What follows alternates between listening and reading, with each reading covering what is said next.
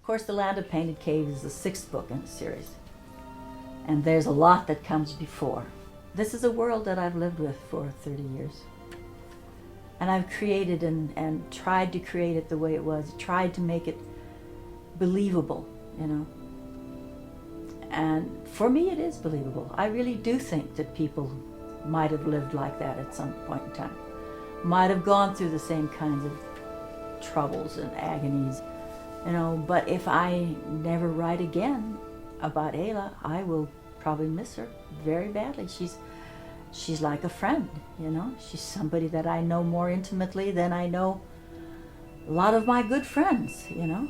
And I was so glad when Ayla and Jondalar fell in love with each other, you know. But they don't know how to get along sometimes because they come from such different backgrounds, you know. And that's part of the fun of writing it. So in the beginning of The Land of Painted Caves, she's got to raise her kid. She's got to be a good wife to her mate. And she's studying to be this healer, shaman type figure, and there's a lot to learn.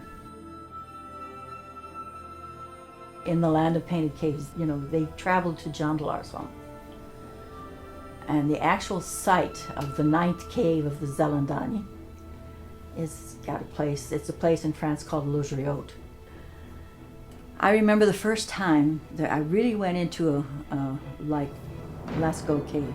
Okay, we go through this whole process. You got to go in through one door, and then there's another door you go in, and you wait there for a while, and then you finally get into where the cave is, and it's going downhill, and so I'm watching my footing. You know, I'm not really looking around too much. I'm walking down because the path goes downhill.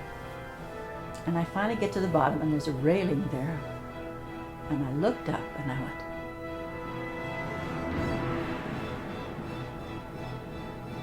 and by the time I took a breath again, it was, you know, I was crying. I was in tears.